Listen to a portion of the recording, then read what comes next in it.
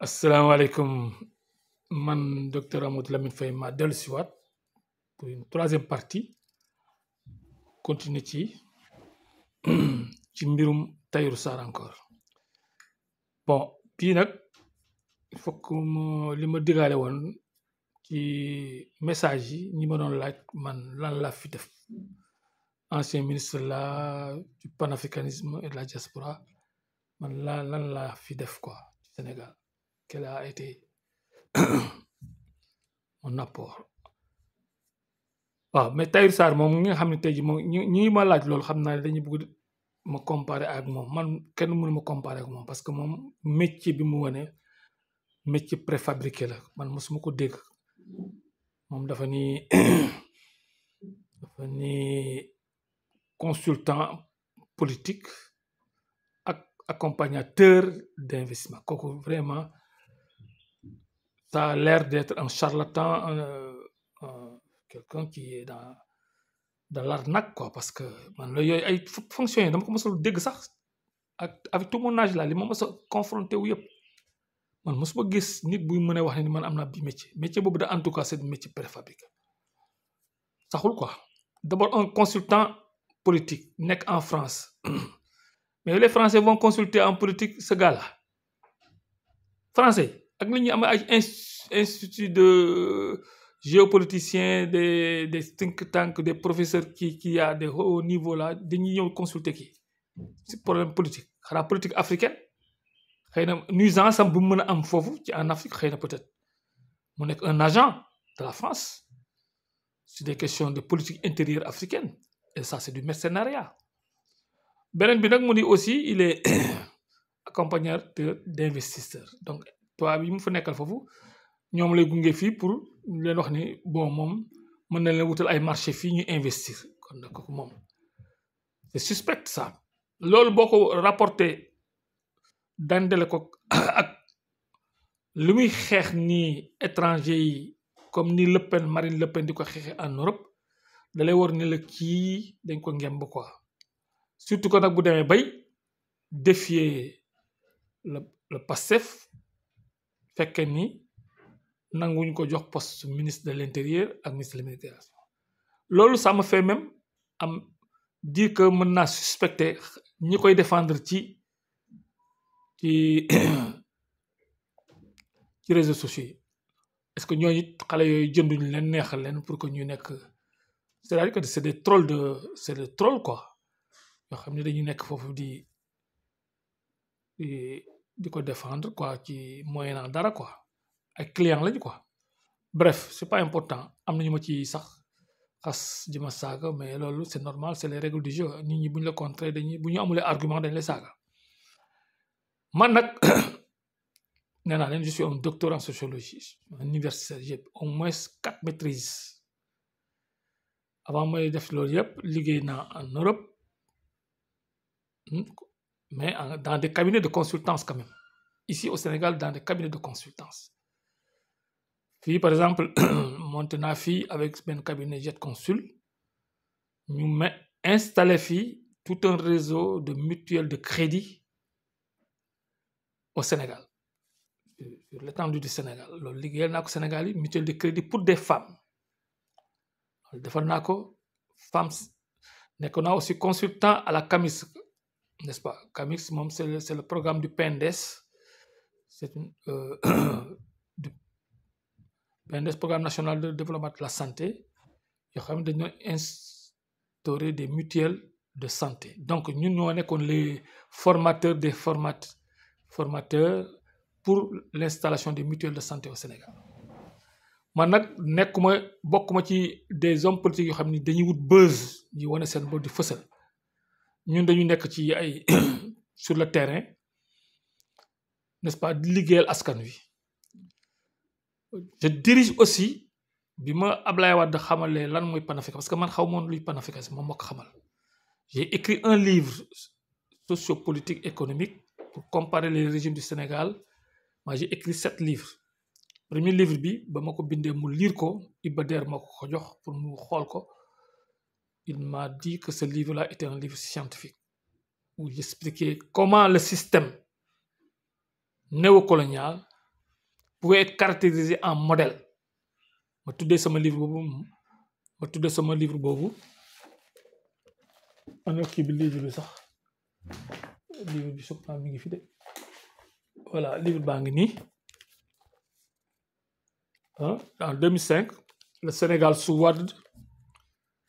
rupture avec les modèles d'adaptation. Alors fii on parle de rupture avec des systèmes loolu la ñoom Sonko di wax rupture avec ce système mais système boo ko caractérisé wul nit ku nekk mën na dugal ci système boobu rek un contenu qui l'arrange mën na ci dugal sax ay ennemis yu bugg expliquer ni yow ci bokk système bi nga la alors donc il faut faire l'effort intellectuel de le caractériser surtout nga xam ci façon boo xam ni da nga ko mën a quantifier pour mën ko déconstruire c'est ce que j'ai fait ma qualifier ko de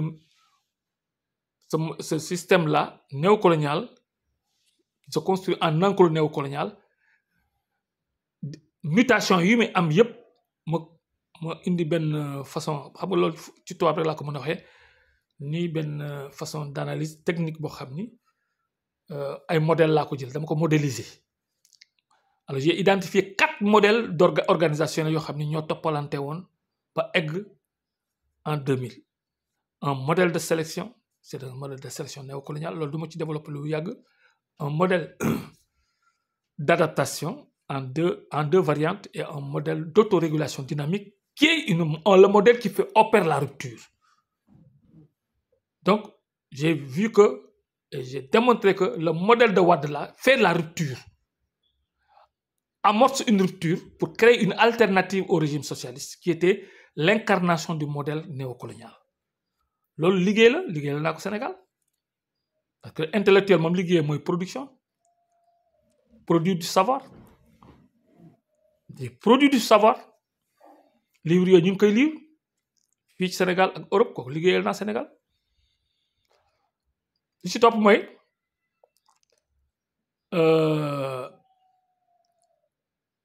comme que nekkoon naa ministre conseiller chargé de la diaspora et du panafricanisme dirigé naa 2 structures yoo xam ni benn bi mu tudd Alliance panafricaniste depuis 2006 lañ ko créé il y a 16 000 et quelques 500 membres dans le monde et au Sénégal 16 000 ay jeunes ay mag ay ndaw que je dirige maay coordonnateur bi bu mujj bi mooy Abdoulaye Wade moo ko créé parce que jamono ji dafa bind benn téere boo xam ni dafa yeesalaat la mu proposé woon ci téereem boobu bu mu tuddee woon ko téere bi mu ko tuddee lan un destin pour l'Afrique livre bi un destin pour l'Afrique Abdoulaye Wade indi ci proposition naka la ñuy créer États-Unis d'Afrique c'est-à-dire que stratégie bi nga war a utiliser ak axe orientation yi nga war a jaar pour arriver à créer les États-Unis d'Afrique loolu ba ma ko jëlee dama ko vulgariser di ci def ay conférences partout dans le monde voilà donc maa ngi animé structure yooyu ba léegi maay coordinateur bi léegi ala du ci bi mu génne pouvoir bi dafa ne continuer di bind man bokk ci secrétariat yi koy jàppale ci bindam yooyu loolu tamit indiwaat yeesalaat na proposition yi mu defoon ci livre bi un destin pour l'Afrique les stratégies des États-Unis d'Afrique loolu daf ci indiwaat beneen mode opératoire mu rédiger la constitution des États-Unis d'Afrique bu nuñ ko war a bindee mu bind ko ci boppam ci loxoom bu tedd boobu bind le mode opératoire stratégie bu bees bi nga xam ne war nañ ko utiliser en passant par la jeunesse mu créer benn mouvement bu mu tuddee les sentinelles du panafricanisme ma koy diriger man ak ku ñuy wax benn ndaw si benn ngandam écrivain boo xam ne expert la économiste la muy Mariba ak Mamadou Dia ñu ñoo nekk ci bopp bi ak ñeneen quoi ak yenn structure mu tuddee ko le mouvement des sentinelles du panafricanisme mouvement SPANAF ma nekk président bi donc 2 kuréel panafricains yoo xam ni nous sommes les sentinelles ñun ñooy veiller donc li may def nii di xeex pour ñu néewal pexe Tahirou Sarr ak ñi nekk ci gannaawam loolu ci activité sentinelle la man je suis un sentinelle du panafricanisme fu ma gisee lu ñu fu ñu naree yàqal panafricanisme en tout cas le combat panafricain pour que bu mu aboutir ngay indi nationalisme boo xam ne dafay dàq panafricanisme yow man danga may interpeller en tant que sentinelle man jàkkaarloog yow pour yow néewal say pexe pour que le panafricanisme continue son chemin et aboutisse à, n'est-ce pas, se concrétiser et se réaliser. loolu liggéeyal la liggéey man non seulement liggéeyal pour Sénégal mais liggéeyal Abdoulaye Wade la liggéeyal à tous les panafricains sénégalais ak à panafricains de l'Afrique et du monde loolu kenn mënu ko xayma n'est-ce pas ba pare lan laa ci mën a wax encore leneen mooy donc ci liggéey boobu laa nekk ba pare voilà di def ma suivi dans les ñaari kuréel yooyu donc loolu laay def comme liggéey pour nag ay formation moo leen du ma moroom tailleur comme je l'ai dit j'ai 4 maîtrises et un doctorat en pratique professionnelle fii au Sénégal parce que j'ai été ici DRH directeur des ressources humaines d'une société qui fait de l'industrie du bâtiment pendant 15 ans ñun ñoo tabax amo yi bu dee liggéey cité amo 1 2 3 4 5 6 amo PTFS ak une partie de Grand Yoff boo xam ni tabax nañ fa ay kii kooku donc liggéey naa ko far naa ko Sénégal ah n'est-ce pas ba ma fa jógee donc wax naa leen dugg naa ci ay cabinets yu ma doon utiliser nekk naa conseil technique du ministère premier ministère de l'entrepreneuriat féminin Abdoulaye Wade moo ko fi créé pour dimbale jigéen ñi ñu nekk ay entrepreneurs ñun comme maa nekkoon ci staff technique bi concevoir le fonds de l'entrepreneuriat féminin plus de 2 milliards ñuy financer ay projets femmes entrepreneurs donc concevoir le parcours de l'entrepreneur pour que ñu modéliser ko pour savoir naka la ñu mën a accompagner avec des d'un système de suivi pour anticiper donc évaluer de manière sommative et formative naka la ñu mën a encadrer ba que projet yi ñuy initier gars yi mën a réussir financement yi mën a être opérant kooku liggéey la loolu liggéey naa ko Sénégal ay jigéen yu bari nekk nañ fii am xaalis am seen entreprise di liggéey te ñun ñoo encadré loolu au ministère de l'entrepreneuriat féminin où j'étais conseiller technique numéro 2 socio-économiste ma jóge fa nekk conseiller technique du premier ministre Macky Sall à l'époque où il était premier ministre de Abdoulaye Wade pendant 1 an conseiller ministre xelal la le projet sama livre bi mu ko liiree où je théorisais n'est-ce pas la croissance accélérée moo xam ne maa ngi ko tibbee ci livre thèse Abdoulaye Wade muy livre bi Abdoulaye Wade fii développe des concepts muy waxee tout l'effet de percussion l'effet de percussion comment accélérer la croissance dans l'économie de l'Ouest Afrique il l'a écrit en 1950 foofu la tiré benn idée boo xam ne moom moo ko tabax ma développé sama livre ko ci sama livre bi ko Macky Sall gisee ci la tibbee l'idée de la croissance accélérée man bu ma amuloon gàllankoor sax man maa war a nekk le directeur de cabinet de Macky Sall jamono jooju parce que tellement dafa fonkoon livre bi mais mu jox ko avec donc beaucoup de pression mu jox ko Boun Abdallah Mohamed liggéeyal naa au ministre dans le cabinet du premier ministre Sénégal ma jóge fa Abdoulaye Wade jël ma ci loxo Macky Sall woo ko ni ko dama ko daf ma soxla mu jël ma parce que dafa ma ko bëggoon confier la mission de gérer la diaspora parce que dafa demoon Union africaine mu proposé fa que la diaspora devienne la 6e région du futur gouvernement continental parce que dañuy diviser à l'Union africaine l'Afrique en 5 régions 6e région bi ñu jagleel ko diaspora comme que man j'étais mu nommé ma ministre chargé conseil chargé de la diaspora nag boo ci liggéey doo nekk Sénégal kon Sénégal duñu ma gis diaspora ñoo may gis diaspora boobu ñu may gis nag liggéey naa fa bañ def ma fi citoyen d'honneur lu toll ni Brésil moom ñi dayewaayam ay yaatuwaayam réyam ak population mi ngi mel na nga jël CEDEAO yëpp état CEDEAO boole ko mu nekk état loolu mooy Brésil foofu bu ñu fa defee citoyen d'honneur xam ne màggal nañu Sénégal màggal naa Sénégal yóbbu naa Sénégal fu sori kooku liggéeyal naa ko Sénégal citoyen d'honneur ma jóge fa foofu ma am benn magazine ma nekk directeur de publication ma créé ko mu tudd Destin de l'Afrique mu doon génn fii di génn Brésil dama naan fay fii salaire di fay Brésil salaire ay journalistes brésiliens ñu koy def bilingue damay liggéey naa parce que intellectuel day produire du savoir et de l'information la beneen liggéey laa mën a waxaat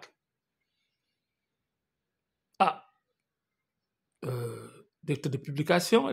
man Ablaye daf ma nommé ci partem par exemple secrétaire national chargé de la culture benn chargé de la renaissance africaine ñaar chargé de la sauvegarde du patrimoine culturel national et chargé muy ñett chargé de la sauvegarde du patrimoine culturel mondial ak 10 ak rëy mu dénk ma loolu Ablaye xam na lu muy def ba ma dénkee loolu parce que dafa xam ni panafricanisme comme ni ko Cheikh Anta Diop waxee nee na l'ennemi il vous tue culturellement intellectuellement avant de vous tuer physiquement et c'est de cette manière-là qu'on a fait disparaître des espèces mu ne loolu la tubaab yi def dañ lay rey parce que loolu lañ def ñun avant ñuy ñëw di ñu def jaam dañuy jël seen intellectuels yi seen savants yi binduloo leen ñi leen nit ku ñuul amul am nit ku ñuul bien meuble la nekk pour un blanc suprémaciste blanc moo ko war a féete kaw di ko utiliser comme jaam ñu théoriser ko intellectuels yëpp ñoom Victor Hugo dugg ci loolu di ci wax ñoom Voltaire les Kant ñi fi tagg fii di leen naw fii ñooñu ñëpp dañu woon considérer jamono jooju ni ñun nit ku ñuul on n'a pas d'âme il faut que ñu baptiser ñu pour que ñu am âme parce que ñun comme bàyyi ma rek donc mën nañu jël def ñu jaam ba pape bi à l'époque ci benn bulle papale daf ko bind ni ordonné na ñu jël noir yi def leen ay jaam parce que amuñu am ñu baptiser leen loolu moo yóbbu woon le comment ça s'appelle le roi Benin jël Zaïre bi nu Zaïre jël mu def ko propriété ña fa nekk nit ci ñu bakkan yi borom bakkan yi ñu def leen bàyyi ma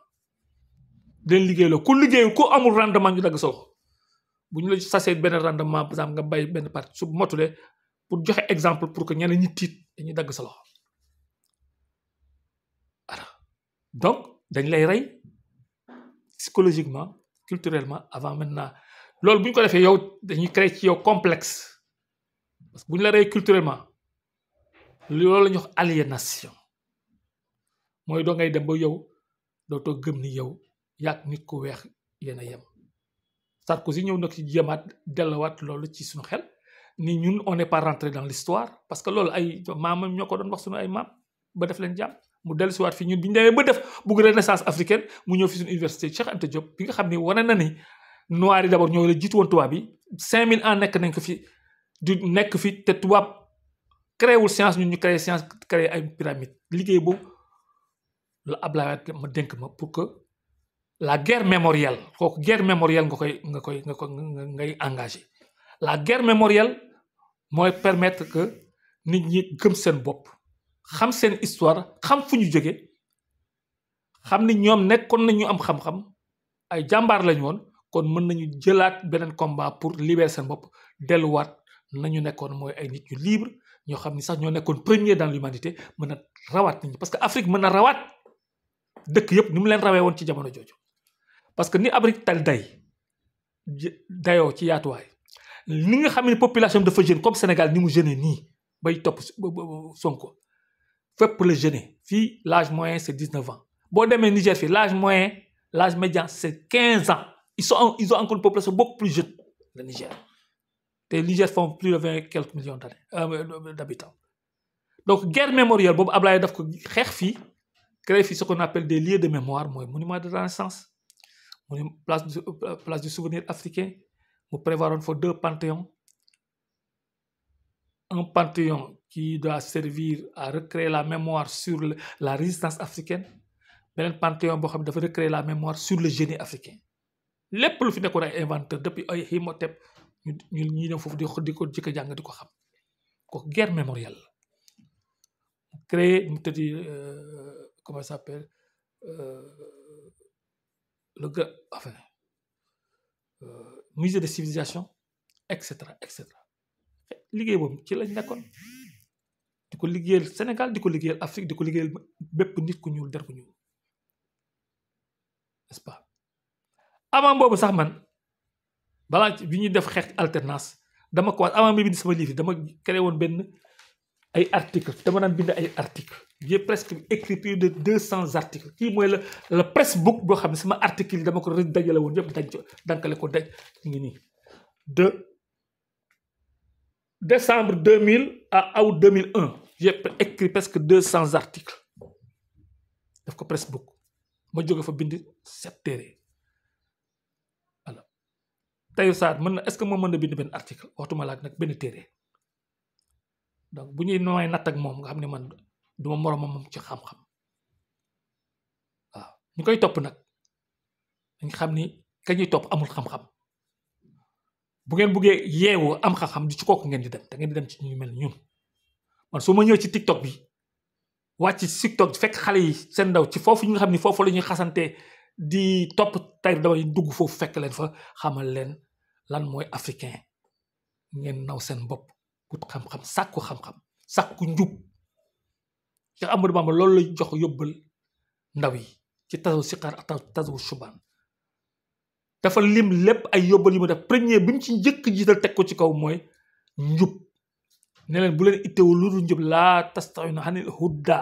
bu leen ittewul lu dul njub alors ku njub da ngay wax dëgg doo fen ni Tahirou da ngay wax dëgg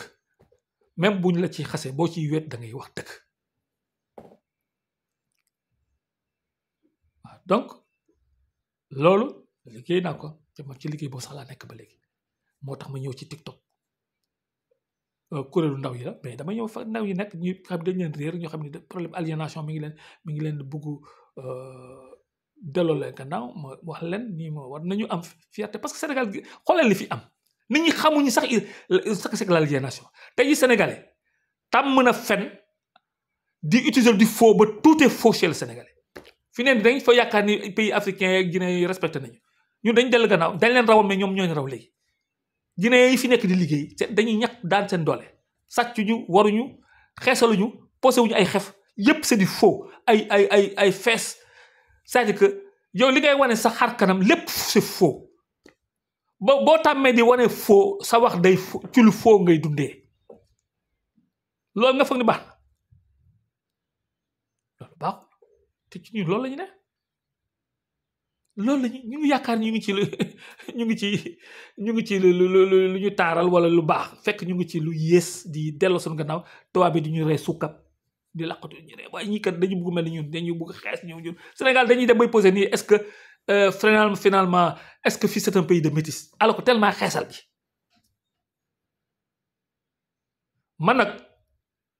ce combat là c'est un combat pendant que je mène mais je le fais aussi parce que j'ai du sang nderengment puisque sama maam bi jur sama papa ndereng la ñu ngi ko suul koy kolangi ak ci labe suñuy parents yi nañu fa dem chaque année on garde lien l'Afrique tous les Africains ay mbokk lañu loolu lañu charte du Mandé jàngal loolu lañu la mat c'est que le premier n'est-ce pas la première charte bu nga xam ne mooy définir philosophie africaine lu muy njëkk jàngal mooy njub ba sunu diine yi bi ñu ñëwee ak ñoom Cheikh Ahmadou Bamba loolu la ñuy indi ku jub doo soxla sax wax démocratie parce que doo def loo xam ni démocratie da koy dàq démocratie c'est le moins mauvais système c'est-à-dire que ça permet aux gens de se mettre d'accord sur certaines règles mais ñi fi wax sàmm démographie ñoo dañuy utiliser démographie ba pare jubati parce que dañuy utiliser les règles de la démocratie contourner ko ci jubati mooy tardel moo tax tey jii ngeen am Sénégal di ñuy bàkkoo croissance ba pare di am ndóol suñu doom yi di mbëkk parce que croissance boobu du croissance bu nga xam ne ñun moo ko moom capital étranger boobu tubaab bi ni ñuy organiser système bi néocolonial pour que bu ñu dugalee dërëm fukkay jéem dellu ci ñoom mais ñun dañuy compter ni fukk dugg na fi mais fukk yooyu boo da nga war a calculer ni lan moo fi jóge ci fukk yooyu boo ko calculer da ngay xam ni yow au fond fukk dërëm boobu ñu dugal fukk yee dem nañu yow ñàkk nga ko donc tubaab yi dañuy ñëw di pomper rek léegi nag bu ñu moomee seen bopp donc souveraineté bi gars yi indi rupture boobu Ablaye def na ko bu yàgg en 2000 foofu nag daa fa bëgg tontu un peu ku ñuy wax Dame Mbodj bëgg naa ñu discuter ak moom parce que ñoom bu ñuy wax système dañuy wax depuis 2060 déedéet boo caractériser le système qui te permet d'observer, de le quantifier, de le tracer, tu sauras qu'en 2000, rupture avec les modèles de trappe, c'est l'Ablaye Wade amorcé. Mais jotu ko eggal parce que la partie socialiste dafa am ñu ko ñëw dañ ñëw sotti Ablaye Wade réhabilité ko parce que le régime néocolonial ce système là c'était incarné uniquement par le parti socialiste Senghor après Abdou Diouf kooku dama ci wax def naa ci donc lii laa liggéeyal Sénégal lii laa liggéeyal Afrique lii laa liggéeyal der bu ñuul donc xam naa ne mën naa yem foofu parce que am na yoo xam ne ëpp na foog naa 10 minutes laa war a ndox mais wax naa je crois que 26 minutes waaw maa ngi leen di tàggoo ci kii bi te ngeen nag moytu Tahirou Sarr du ko baax